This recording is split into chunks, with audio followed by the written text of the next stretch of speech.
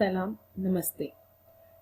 जैसे कि आपने नोट किया है कि अपनी हर क्लास में मैं कोई नया टॉपिक लेके आती हूँ जिससे आपको नई वोकेबुलरी सीखने को मिले, नई चीज़ के बारे में पता चले।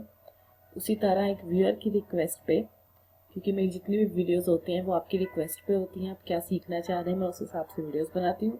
तो एक व्यूअर की रिक्वेस्ट पे मैंने आज की वीडियो बनाई है।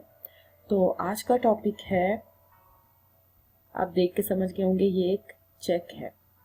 कैसे बैंक में चेक डिपॉजिट करना। अब आपको पता है कि हर तरह के बैंक होते हैं। पोस्ट ऑफिस बैंक है, एलसीएल बैंक है, सीआईसी बैंक है, क्रेडिट एग्रीकोल बैंक है, ढेर सारे बैंक है। मैंने एग्जांपल लिया आज पोस्ट ऑफिस का, क्योंकि ज़्यादातर लोगों के पोस्ट ऑफिस में अकाउंट हैं। तो अगर आपको पोस्ट ऑफिस का सिस्टम समझ आ गया, नॉर्मली आपको हर बैंक का सिस्टम समझ में आ गया, क्योंकि सबसे ज़्यादा सिस्टम पोस्ट ऑफिस का है जहाँ पे ढेर सारी चीज़ें करनी पड़ती हैं। बैंक का इतना मुश्किल नहीं है। तो ये मशीन देख के आप समझ गए होंगे, ये पोस्ट ऑफिस की एक मशीन है और यहाँ पे लिखा हुआ है home is the cheque. Home is the cheque, cheque cheque जो डालने वाला होता है चेक, होम इज डालना, चेक को डालना। तो यहाँ पे सारे स्टेप्स लिखे हुए हैं कि कैसे चेक को डालते हैं जब आप वहाँ पे पोस्ट ऑफिस जाते हैं। ये देख सकते हैं जैसे कि ये एक स्क्रीन है, टैक्टाइल स्क्रीन है, मतलब इसको टच करके इसके ऑप्शंस सिलेक्ट कर सकते हैं। ये वो जगह है जहाँ पे आप चेक डालते हैं और ये वो जगह है जहाँ से रसीद निकल के आती है। तो आइए इन स्टेप्स को, कैसे चेक डालना है, कैसे रसीद निकालनी है, ये मैं आपको स्टेप बाय स्टेप आज बताती हूँ। सबसे पहले जब आप स्क्रीन के पास जाएंगे तो वहाँ पे लिखा होगा toucher l'écran pour remettre un chèque sur un compte de la banque postale। toucher l'écran, écran screen को कहते हैं, toucher टच करना, हाथ लगाना, pour remettre un chèque check डालने के लिए, sur un compte एक अकाउंट पे, de la banque postale जो आपका बैंक में है। आप स्क्रीन को टच करेंगे, यहाँ पे दबाएंगे, अगला पेज आएगा। अगले पेज में इस पे लिखा होगा n'oubliez pas, भूलिएगा मत, de signer साइन करना, et d'inscrire votre numéro de compte au dos du chèque। et d'inscrire लिखना, votre numéro de compte आपके अकाउंट का number, au dos du chèque ये अकाउंट का नंबर डालना बहुत ज़रूरी है, क्योंकि अगर आप अकाउंट, जिसको कोंत कहते हैं फ्रेंच में, कोंत का नंबर नहीं डालते और साइन नहीं करते, नॉर्मली आपको पता है कि अगर आप चेक डालते हैं, वीकेंड हो या हफ्ता हो, उस हिसाब से 1 से लेकर 3 दिन लगते हैं। अगर आप इंफॉर्मेशन या अकाउंट का नंबर डालना भूल जाएंगे या साइन नहीं करेंगे तो आपके चेक को टाइम लग सकता है। तो इसलिए ध्यान रखें कि ये इंफॉर्मेशन डालनी बहुत ज़रूरी है।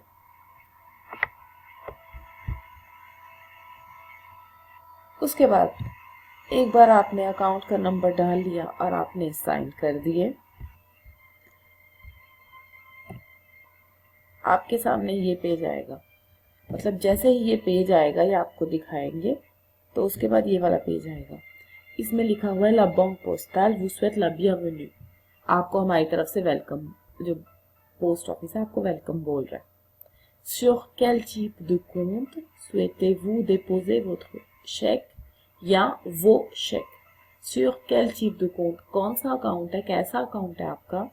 souhaitez-vous आप चाहते हैं, déposer डिपॉजिट करना, डालना, votre chèque आपका चेक, या वो चेक आपके ढेर सारे चेक, ढेर सारे, एक दो भी हो सकते, 3 भी हो सकते हैं। वो प्लूरल के लिए लगता है जब ढेर सारे होते हैं, ढेर सारे का मतलब एक से ज़्यादा, votre chèque मतलब एक की बात हो रही है। अब आपने देखा है 2 तरह के अकाउंट होते हैं पोस्ट ऑफिस में, या कहीं भी चले जाएं, किसी भी अकाउंट, किसी भी बैंक में। एक तो नॉर्मल अकाउंट होता है, एक होता है सेविंग अकाउंट। एक नॉर्मल अकाउंट होता है जिसमें पैसे आते हैं, आप खर्चा करते हैं। एक होता है जिसमें आप पैसे जोड़ के रखते हैं, जिसके ऊपर आपको इंटरेस्ट रेट पढ़ के आपको और पैसे आते हैं, या आप वैसे जोड़ के रखते हैं। तो जो compte courant पोस्टल होता है वो नॉर्मल अकाउंट होता है, बैंक अकाउंट, उसको हम कहते हैं CCP, compte courant postal। कुछ लोगों ने compte épargne, épargne करना मतलब जोड़ना पैसे, compte épargne जोड़ने वाला account, livret A, livret jeune, livret développement durable, ये ढेर सारी ऑप्शंस होती हैं। ज़्यादातर जब हम चेक डालते हैं तो हम CCP पे डालते हैं, compte courant postal। तो आप इस CCP के ऊपर क्लिक करेंगे। जैसे आप इसके ऊपर क्लिक करेंगे एक नया पेज खुल जाएगा। वहां पे उस पेज पे लिखा होगा saisissez votre numéro de compte courant postal।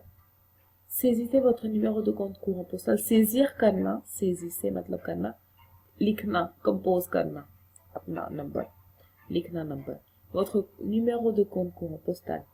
तो आपको पता है कि हर अकाउंट का एक नंबर होता है और ये वाला number il figure sur votre RIB। आपकी जो RIB है, जैसे एक आइडेंटिटी है बैंक अकाउंट की आइडेंटिटी, उसके ऊपर लिखा होता है। वो आपके relevé de compte, जो आपके पास रिपोर्ट आती है आपके अकाउंट की, कितने पैसे गए, इतने पैसे आए हर महीने में, उसके ऊपर भी लिखा होता है। वो चेक, ये आपकी चेक बुक के ऊपर भी लिखा होता है। तो ये यहाँ पे एग्जांपल है रिब का, relevé d'identité bancaire। इस पे आप देख सकते हैं établissement guichet numéro de compte clery, ये सब आपको दी जाते हैं जब आप अपना अकाउंट खुलवाते हैं। तो यहाँ पे लिखा हुआ है numéro de compte, तो ये वाला numéro de compte है जो आपने अकाउंट नंबर यहाँ पे डालना है। इसके ऊपर आपका बिक नंबर भी लिखा हुआ है, IBAN भी लिखा हुआ है, IBAN। ये तो इंटरनेशनल लेवल पे अगर आपने पैसे ट्रांसफर करने हैं उसके लिए। उसके बाद यहाँ पे आपका नाम, एड्रेस वगैरह सब कुछ लिखा होता है। तो ये कागज नॉर्मली आपके पास होता है। नहीं, आप अपना बैंक, जब आप बैंक की मशीन में जाते हैं, इस अपना बैंक का कार्ड डाल के रिब क्लिक करके ऑप्शन से अपनी रिब निकलवा के अपने पास हमेशा के लिए रख सकते हैं। या अगर आपके पास आपकी चेक बुक है, सही है, अगर आपके पास चिट्ठी आई है घर में तो उसके ऊपर भी आपका रिब का नंबर लिखा हुआ है। तो रिब के नंबर में कुछ नंबर्स होते हैं, लेटर्स होते हैं, मतलब अल्फाबेट ABCD, और एंड में 020 या कुछ भी नंबर हो सकता है, 018, 016। 020 पेरिस के लिए होता है। अगर आपने अपना अकाउंट पेरिस में खुलवाया है तो 020 होगा। इस जगह पे जब आपने अपना नंबर लिख लिया, क्योंकि यहाँ पे ABCD भी आता है, यहाँ पे 1 2 3 4 लेटर्स नंबर्स भी आते हैं, तो आप क्लिक करके अपना नंबर लिखेंगे। उसके बाद जो आपके रिब के ऊपर ये देखिए लेटर Y लिखा हुआ है, तो यहाँ पे आप Y के ऊपर क्लिक करेंगे। फिर उसके बाद आपको पता है 023 लास्ट 3 डिजिट्स हैं जो लगती हैं, तो आप 020 पे करेंगे।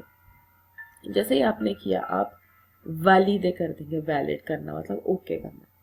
कोरिजे करने का मतलब होता है करेक्ट करना। अगर आपको लगता है आपने 021 लिख दिया लेकिन 020 लिखना था, तो आप इस कोरिजे बटन पे, टैक्टिल है स्क्रीन आपकी, फिर भी कोरिजे पे एक बार क्लिक करेंगे तो उसमें वो आ जाएगा कि यहाँ पे आप कुछ और लिख सकते हो। तो 020 पेरिस के लिए आप अपनी रिब देख सकते हो, आपको पता चल जाएगा कि हर डिपार्टमेंट का, हर जगह का अपना नंबर होता है। अगर आप इस टाइम डिसाइड करते हैं कि नहीं मुझे कुछ नहीं करना, चेक तो मैं घर भूल आया हूँ, या मुझे चेक डिपॉजिट नहीं करना, अभी मेरे पास टाइम नहीं, आपको फ़ोन आया था या कोई भी रीज़न होता है, तो आप अन्यूले कर सकते हैं। अन्यूले मतलब कैंसिल करना। तो ये सारे आपके पास ऑप्शंस हैं। एक बार आपने ये नंबर लिख के वैलिडे कर दिया, जो आपका स्क्रीन आपको बोलेगा कि अब इंsérer votre chèque। इंsérer करना मतलब डालना, इंसर्ट करना, डालना votre chèque। आप मशीन में अपना चेक डालें। ou terminer pour finir votre remise। तो या अगर आपने नहीं डालना, आप terminer कर सकते हैं। तो यहाँ पे 3 चीज़ें बनी हुई हैं। इस पे लिखा हुआ है कि जो आपका चेक है उसके ऊपर आपने कोई पिन वगैरह नहीं लगानी, कोई स्टेपलिंग नहीं करनी और उसको फोल्ड नहीं करना। तो ध्यान रखना इन चीज़ों का। अब ये जो मैंने आपको शुरुआत में दिखाया था चेक डालने वाली, ये वाली जगह है। अब जब आप यहाँ पे चेक डालते, चेक आपके हाथ में है, तो चेक ऐसा होता है, ऐसी शक्ल होती है। आप देखेंगे ऊपर लेफ्ट साइड पे, राइट पे नहीं, लेफ्ट साइड पे लोगो बना हुआ है बैंक का, LCL से से कोई भी बैंक का हो सकता है। तो जब आपने चेक डालना है तो ध्यान रखना कि ये वाला लोगो जो है ये पहले अंदर की तरफ जाए। तो LCL लोगो पहले अंदर की तरफ जाना चाहिए। कोई भी लोगो की तरफ, उस डायरेक्शन में आपने चेक डालना है। तो ये वाला जो हिस्सा है उसका, ये पहले जाएगा। ऐसे उल्टा डालेंगे तो आपकी स्क्रीन पे उल्टा चेक लिखा आ सकता है। तो इस चीज़ को पहले अंदर डालना है आपने। तो यहाँ पे थे हम, तो ये वाला जहाँ पे फॉर एग्जांपल LCL लिखा हुआ है, इसको आपने अंदर डालना है। जब आप थोड़ा सा नज़दीक लेके जाएंगे, चेक मशीन अपने आप चेक को खींच लेगी अपनी तरफ। उसके बाद मशीन आपको ये दिखाएगी, ये देखिए यहाँ पे लिखा हुआ 38 यूरो और 83 सेंट्स। इसके ऊपर डेट वगैरह लिखी हुई है जिस बंदे ने आपको चेक भर के दिया। तो आपने चेक करना है कि रेट सही लिखा है या नहीं लिखा हुआ। कभी कभी रेट आपको खुद अपने हाथ से लिखना पड़ता है, कभी कभी लिखा आता है। 3 ऑप्शन है, अगर तो लिखा हुआ है तो आपने चेक करना है कि सही है, तो आपने वैलिडे ओके कर देना। अगर आपको लगता है कि गलत लिखा हुआ है तो आपने कोविजे करके करेक्ट करके, मतलब एक बार दबाएंगे तो यहाँ पे कर्सर आ जाएगा आपका, किसको चेंज करो, फिर दबाएंगे, आप इसको रिमूव करके अपनी तरफ से लिख सकते हैं। ये देखिए डॉट भी यहाँ पे है, तो आपको ये टेंशन नहीं है कि कॉमा है या नहीं है। सारे यहाँ पे जो भी आपको नंबर्स चाहिए सब कुछ यहाँ पे है। अगर आप लिखते लिखते आपसे गलती हो गई है टाइप करते हुए, तो आप कोविजे भी कर सकते हैं। मशीन इतनी मुश्किल नहीं है, आराम से करें। पीछे चाहे 10 लोग खड़े हैं, आप टेंशन मत लें, आपका अपना चेक है। आराम से करके एक एक डिजिट भर के पूरे तसल्ली से करके जाएं अपना, जब भी आप चेक मशीन में डालते हैं। तो एक बार आपने कर दिया, आप वैलिडे करेंगे, या आपके पास एक और ऑप्शन है प्रॉन्ड्रे करना, किसी चीज़ को लेना, प्रॉन्ड्रे किसी चीज़ को वापस लेना। तो आप प्रॉन्ड्रे कर रहे हैं, आप डिसाइड करते हैं कि नहीं मुझे, आप इस टाइम भी आपके पास ऑप्शन है अपना चेक वापस लेने की। प्रॉन्ड करते हैं, आपका चेक बाहर आ जाएगा। अगर आपने चेक कर लिया कि 38.83 यूरोस बिल्कुल सही लिखा हुआ है, वैलिडे करेंगे। उसके बाद मशीन आपको बोलेगी कि जो आपने रेट लिखा है या जो ये लिखा हुआ है ये सही है। ले मोंटो मतलब जो रेट लिखा हुआ है, ले मोंटो जो पैसे लिखे हुए हैं, सेजी लिखा हुआ है, सेजी का मतलब भरा है जो, ये चीज करेक्ट है या नहीं है। आप बोलेंगे हाँ बिल्कुल सही है, क्योंकि 38.83 तो आप वी करेंगे। जैसे ही आप वी करेंगे वो आपको बोलेगी मशीन patienter, वेट करें, इंतजार करें, et récupérer le reçu। patienter इंतजार करें और récupérer करना मतलब वापस लेना, le reçu रसीद को कहते हैं। patienter et récupérer le reçu। तो आपके सामने ये स्क्रीन आएगी, यहाँ पे लिखा होगा veuillez patienter, इंतजार करें, nous imprimons votre reçu। आपकी जो रसीद है हम उसको प्रिंट कर रहे हैं। जैसी रसीद बाहर निकलेगी नीचे लिखा होगा n'oubliez pas votre reçu, अपनी रसीद मत भूलिएगा। ये रसीद है जो निकलती है bordereau de remise de chèque। ये एक तरह का सबूत है कि आपने अपना चेक पोस्ट ऑफिस में डाला है। इसको संभाल के रखें जब तक आपका चेक औके से नहीं होता, क्योंकि कभी कभी अगर कोई मिस्टेक होती है आप दिखा सकते हैं कि मेरे पास प्रूफ है। एक बार आपका चेक औके से हो गया, अकाउंट में पैसे आ गए, तो आपको कोई टेंशन नहीं है। जब ये निकलता है मशीन से तो इसके ऊपर आपका अकाउंट का नंबर लिखा होता है और यहाँ पे अमाउंट लिखी होती है जिस अमाउंट का आपने चेक डाला है। आई होप मेरी इस वीडियो से आपको अच्छे तरीके से समझ आ गया होगा कि मशीन में कैसे अपना चेक डालते हैं, और ये अब आपके लिए कोई प्रॉब्लम नहीं रहेगी। आप अपने आप इसको तसल्ली से आराम से कर सकते हैं। और आई होप जिस व्यूअर ने रिक्वेस्ट की थी और जिन्होंने रिक्वेस्ट नहीं भी की, उन सब की इस वीडियो से हेल्प मिली होगी। थैंक यू सो मच मेरी वीडियो सुनने का।